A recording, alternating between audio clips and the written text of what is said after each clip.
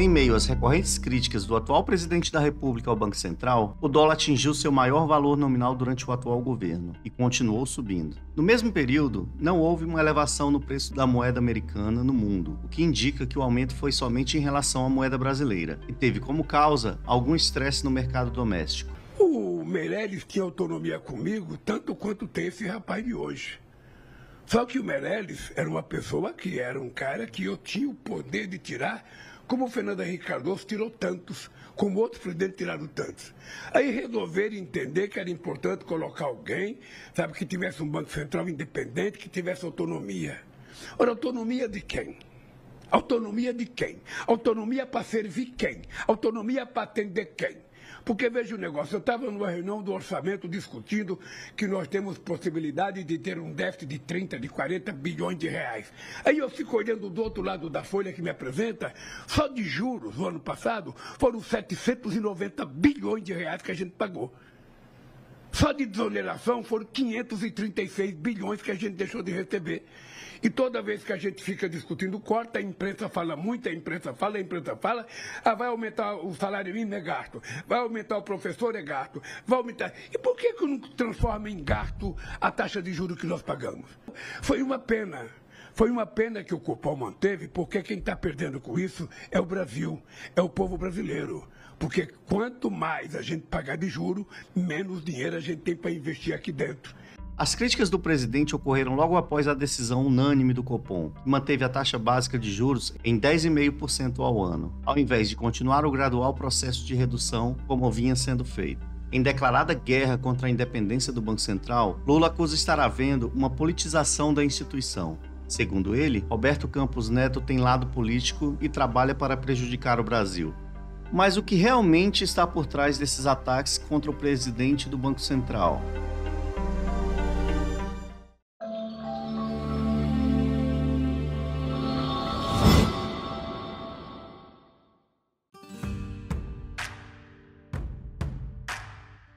O Banco Central é a instituição guardiã da moeda estatal. Sua principal função é preservar pela estabilidade e poder de compra do real.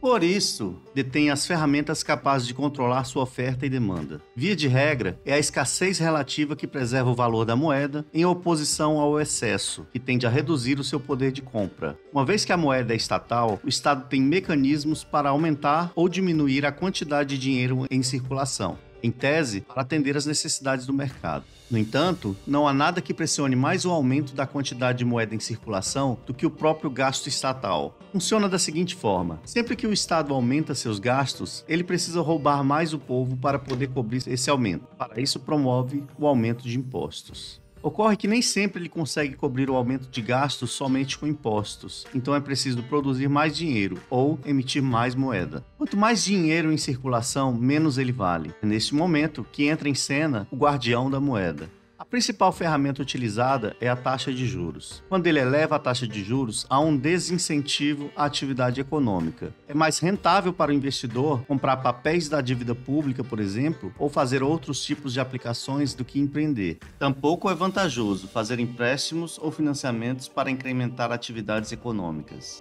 Com a retirada de grande parte do dinheiro de circulação, o efeito prático é o desaquecimento da economia e a diminuição da pressão inflacionária. A tendência é que quanto mais se aumentem os gastos estatais, mais os juros também sejam elevados. Por outro lado, quando o Banco Central reduz a taxa de juros artificialmente, sem que haja o equilíbrio das contas estatais, a colocando no patamar abaixo do que seria precificado no mercado, o efeito prático é o fomento do crédito bancário, o barateamento do custo desse crédito para o tomador e o incentivo a investimentos. Num primeiro momento, pode parecer uma medida bastante positiva. A curto prazo, gera o aquecimento da economia. Entretanto, a médio e longo prazo, o resultado é o aumento da inflação, com forte tendência a mais à frente se tornar uma crise econômica. É da maior importância entender o fenômeno da inflação como a perda do poder de compra da moeda e não como um aumento de preços. Isso faz toda a diferença, pois a perda do poder de compra da moeda é atribuída ao único real responsável, o governo. Não importa quem ele aponte como culpado. Ao passo que o aumento dos preços, normalmente atribuído aos empresários, aos comerciantes, aos prestadores de serviços, é apenas uma consequência. Assim como os consumidores, os empreendedores são também vítimas do descontrole estatal.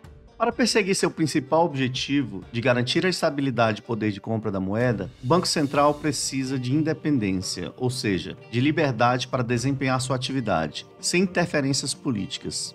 A independência do Banco Central só veio acontecer no Brasil a partir do ano de 2021, quando foi instituída a Lei Complementar número 179, fato que representou um avanço imenso para a instituição. A lei estabeleceu mandatos de 4 anos para presidente e diretores da autarquia federal, com ciclos não coincidentes com a gestão do presidente da República, de forma a blindar os membros do Banco Central contra as investidas políticas do Executivo Federal.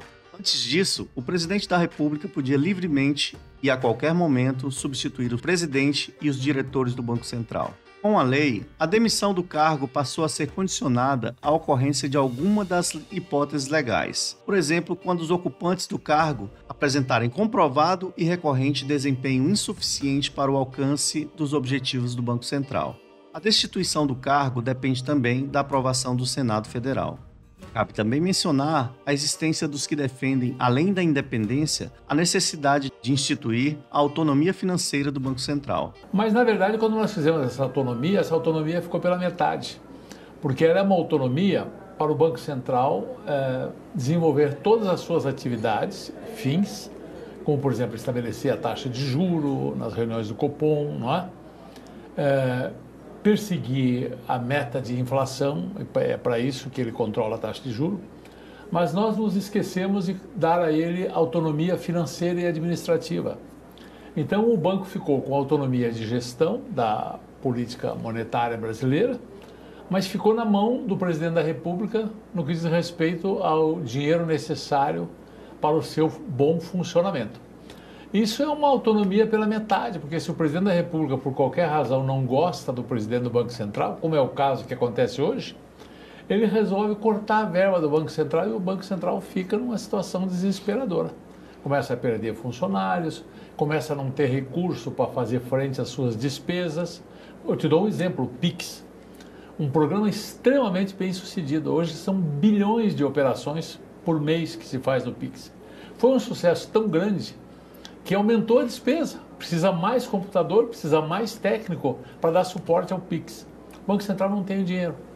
Daqui a pouco, o Banco Central se desorganiza por falta desses recursos. Então, o governo pode contingenciar despesas. Tá? Nós temos que evitar essa situação. Então, o que se busca agora com essa PEC 65 é dar autonomia não só de gestão da política monetária, mas também autonomia administrativo-financeira. Existe inclusive um forte lobby do próprio Banco Central para que seja aprovada sua autonomia financeira, através de uma emenda constitucional. A autonomia financeira, em tese, tem o propósito de permitir que o Banco Central estabeleça seu próprio orçamento sem ficar refém do governo, para poder, por exemplo, recompor a remuneração dos seus servidores em razão da ação da inflação. Mas fica aqui um pensamento somente a título de reflexão. A recomposição dos salários dos servidores do Banco Central, devido à perda do poder de compra da moeda, não seria um contrassenso? A reposição salarial, nesse caso, não seria uma premiação por não cumprir sua principal função? Desde o início do atual governo, o presidente do Banco Central, que foi nomeado pelo governo anterior, vem sofrendo pressão para compactuar com os interesses políticos do governo e reduzir a taxa de juros. Mesmo assim, até o presente momento, Roberto Campos Neto não renunciou ao cargo e o Congresso não cedeu ao desejo do presidente de acabar com a independência do Banco Central. Campos Neto chegou, inclusive, a afirmar que a autonomia do Banco Central teve seu primeiro teste real com o governo Lula. Fato é que o principal motivo para os juros estarem num patamar elevado é o aumento desenfreado dos gastos estatais do próprio governo. A gente tem que tomar cuidado para não ter uma inversão de valores. E aí vou tentar tirar o economês. Se você é empresário, está tentando pegar um dinheiro e está caro, a culpa não é do Banco Central que é malvado, a culpa é do governo que deve muito, porque o governo está competindo com você, né, pelo dinheiro que tem disponível para aplicar em projetos. Né? Então, assim, o grande culpado do juros estar alto é que tem alguém competindo, né, pelos mesmos recursos e pagando mais. Quando a gente pensa que o governo faz uma emissão hoje, longa, e paga uma taxa de juros real acima de 6%, isso não tem a ver com o Banco Central. Isso é uma percepção de, no longo prazo, existe um risco que justifique que a taxa de juros real seja 6%. Então, acho que é importante explicar isso para a gente entender que se o governo não devesse quase nada, se a dívida do governo fosse muito pequenininha, o custo do dinheiro ia ser mais barato para todo mundo. Quase que nós poderíamos dizer assim, que o fato de nós estarmos com uma Selic alta, não é só um problema do Banco Central, mas é um problema do governo que tem que se diferenciar com muita força. Isso, o Banco Central, na verdade, ele não é, os juros não é a causa, ele é a consequência, né? É importante lembrar que o presidente do Banco Central não tem poder de decisão por conta própria. A taxa de juros é definida pelo Copom, um órgão colegiado composto por 9 pessoas. Outro ponto de suma importância tem relação com a taxa básica de juros americana, o Federal Funds Rate. Diferentemente do que ocorreu durante muitos anos, ela não se encontra mais em 0%, mas atualmente no patamar de 5,5%. Isso é basicamente um entrave, um piso para a redução da Selic, por uma razão muito simples. Uma vez que a credibilidade da economia americana é muito maior que a da brasileira, a fuga de capital já ocorre naturalmente. Com uma taxa menor que a americana, os recursos brasileiros rapidamente deixariam o país. O que de fato precisa acontecer para que as taxas de juros caiam naturalmente e se mantenham saudavelmente baixas é, em primeiro lugar, a confiança do mercado. Para que isso aconteça, o governo precisa tomar as decisões corretas, especialmente com relação às contas públicas, deixando de representar um obstáculo ao crescimento econômico, que compete exclusivamente ao setor privado. O superávit fiscal pode ser um dos indicadores de que o governo não está sufocando o setor privado. Com os gastos estatais controlados, a pressão inflacionária é menor e os juros naturalmente tendem a reduzir. Os investimentos passam a vir para o país não em busca de juros elevados, mas devido à confiança dos investidores. Declarações imbecis do presidente da República, dizendo, por exemplo, que determinados gastos são investimentos, ou atacando o presidente do Banco Central, geram o exato movimento oposto. Minam a confiança do país e acabam com o ambiente de investimentos. Mas certamente, se o Lula conseguisse alcançar o que deseja, a situação seria ainda pior. Expansão descontrolada de gastos, combinada com redução de juros, na canetada é a receita certa para o desastre econômico.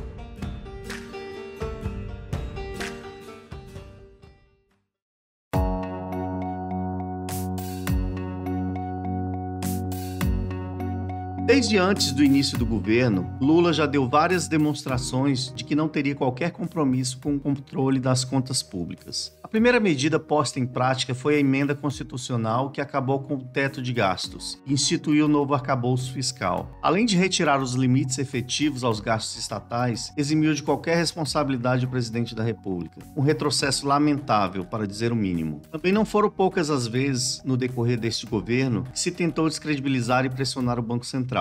O atual presidente da República disse várias vezes que temos que acabar com a autonomia do Banco Central. Mesmo sabendo que não irá conseguir, insiste com esse discurso. Um dos objetivos é tirar de si a responsabilidade por um péssimo governo, além de apontar um vilão para a crise que se aproxima. O outro objetivo é fazer um aceno para sua base militante. Chegou a dizer também que o Brasil tem estabilidade de sobra para o investidor. No entanto, o fato de o Lula falar que quer acabar com a autonomia do Banco Central prova exatamente o contrário. O governo tem demonstrado uma postura extremamente radical no sentido de expandir ilimitadamente os gastos públicos, mas isso já foi experimentado antes. Quem viveu a tragédia econômica e alta inflação do governo Dilma sabe o quanto é complicado viver num ambiente de total desarranjo econômico. Foi para evitar que esse desastre ocorra novamente que o Banco Central tomou a decisão de manter a taxa de juros no patamar de 10,5% ao ano, ao invés de continuar reduzindo, como vinha acontecendo desde o início do atual governo. Até os membros do Copom que foram indicados pelo Lula votaram pela manutenção da Selic. You have fought hard for the central bank's independence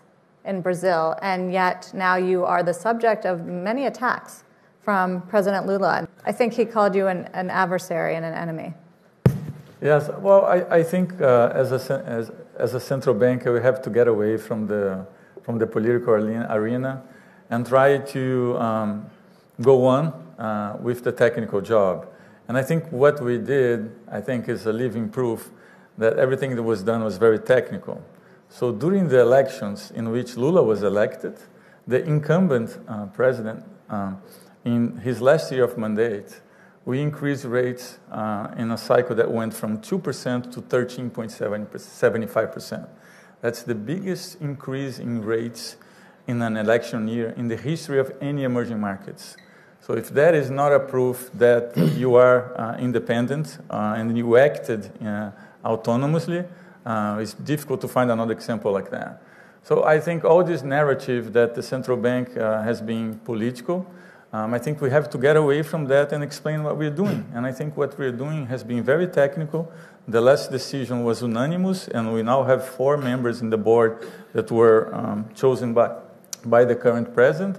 And I think what we need to separate it was what is the political narrative and what is the technical job that we need to do.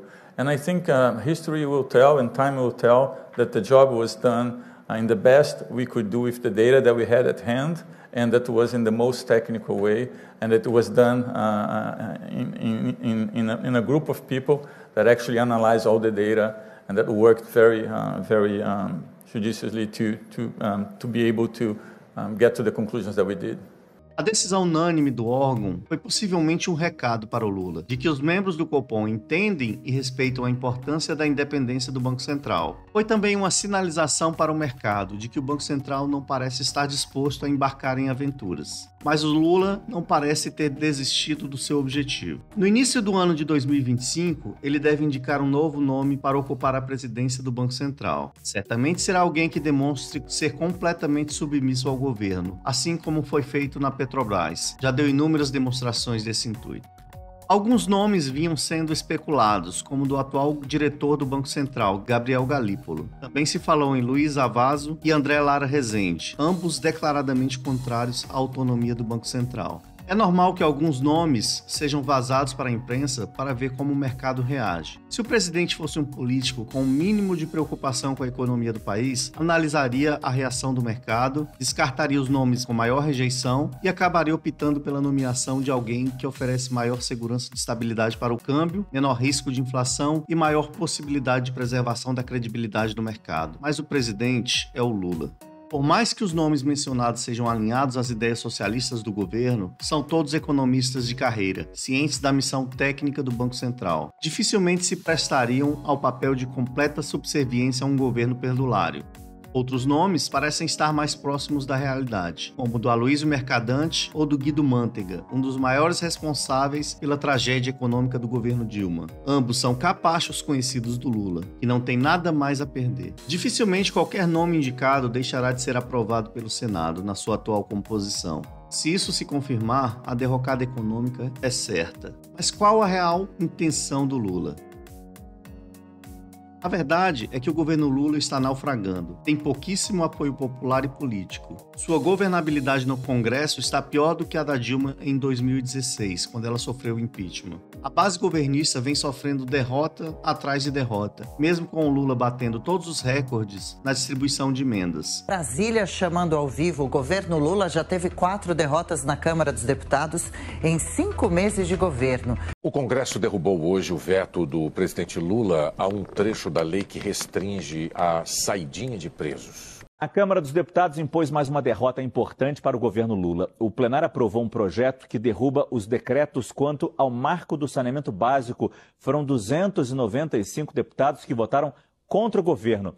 Foi um péssimo dia para o governo Lula 3 no Congresso Nacional.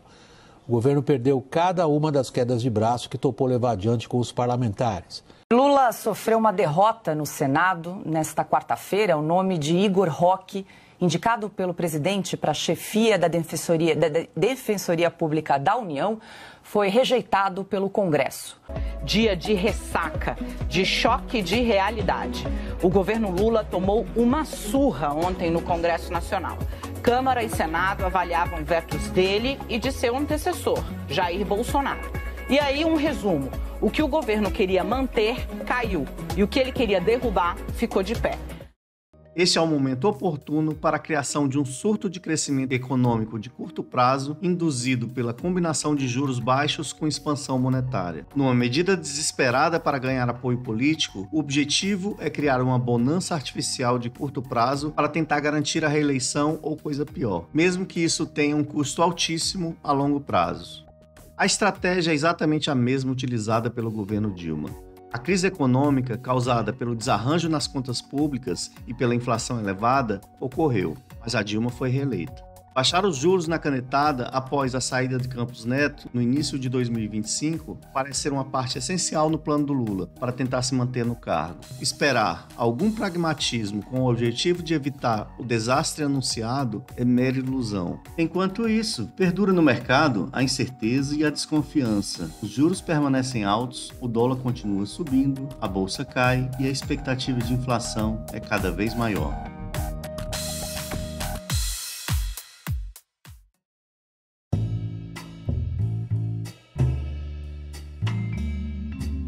Lula é um comunista à moda antiga, forjado no movimento sindicalista do século XX. Sua ideia de governo é nada mais do que a expansão do Estado, para torná-lo ainda mais interventor e controlador. Para ele, a independência do Banco Central, que não existia nos seus governos anteriores, é um novo obstáculo, um entrave para os seus objetivos autoritários. Mas vale realçar que ela foi pensada e implementada justamente para evitar que governos autoritários, populistas e irresponsáveis consigam mais uma vez desorganizar completamente a economia.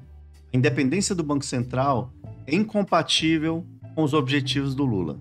Para ele, não interessa uma economia forte baseada nas relações individuais e nas trocas voluntárias. Uma economia forte anda com as próprias pernas e a inutilidade do Estado fica cada vez mais evidente.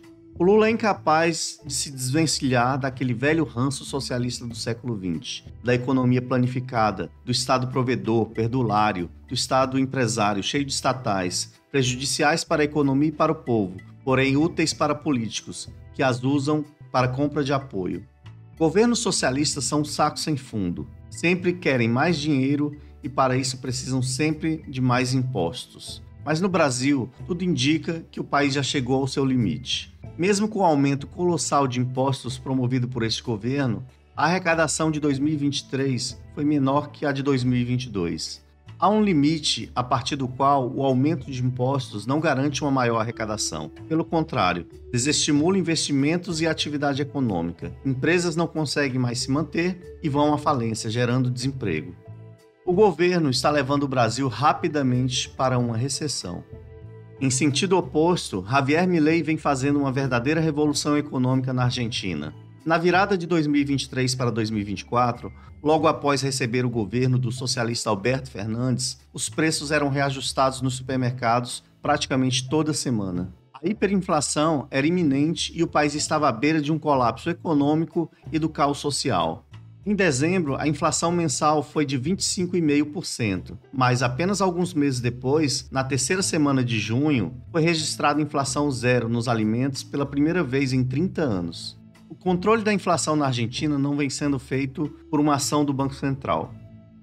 Por 5 meses seguidos, entre janeiro e maio, a Casa Rosada registrou superávit fiscal, ou seja, gastou menos do que arrecadou, incluindo os pagamentos de dívidas e juros. Neste período, o Banco Central não precisou se valer da emissão de pesos para pagar as contas do governo. Milei vem reduzindo consideravelmente o tamanho do Estado e, após uma verdadeira batalha junto ao parlamento, conseguiu aprovar sua lei de bases, com voto de desempate da presidente do Senado, Victoria Villarruel. Se está votando a moção, por favor, levante a mão os que estão a favor. Muy bien. Procedemos entonces afirmativo a votar por segunda vez. Por medios electrónicos.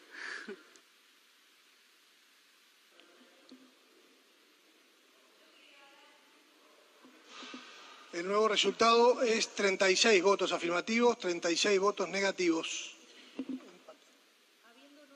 Habiendo nuevamente resultado empatada la votación, procedo a desempatar.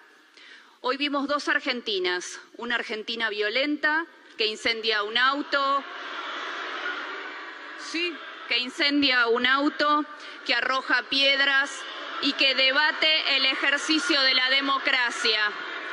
Y otra Argentina, la de los trabajadores, que están esperando con profundo dolor y sacrificio que se respete la votación que en noviembre del año pasado eligió un cambio, eligió que en Argentina realmente se barajara, se diera de nuevo y se cambiara una situación que se perpetuó en el dolor por muchos años. por esos argentinos que sufren, que esperan, que no quieren ver a sus hijos irse del país, para esos argentinos que merecen recuperar el orgullo de ser argentinos y pensando siempre en todo por Argentina, mi voto es afirmativo a la orden del día 3724.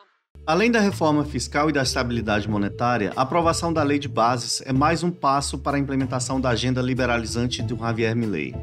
Desregulação, desburocratização, privatização de estatais, redução de funcionários públicos são algumas medidas que darão continuidade à diminuição do Estado. É provável que em breve esteja preparado o cenário propício à dolarização da economia argentina e, quem sabe, a eliminação do Banco Central, uma das promessas de campanha do Milei. Enquanto isso, o Brasil está preso em uma desastrosa e infrutífera guerra do presidente comunista contra a independência do Banco Central. Se chegou até aqui, deixe seu like. Considere se inscrever no canal se você acha nosso conteúdo importante. Te convido também a contribuir com nossos debates, deixando um comentário. Se você tem um amigo militante ou um parente socialista convicto, o pior que você pode fazer é tentar mudar a cabeça dele. Entenda por que nesse vídeo que está na tela. Clica nele que a gente se vê lá. Obrigado pela audiência, um forte abraço e até o próximo vídeo.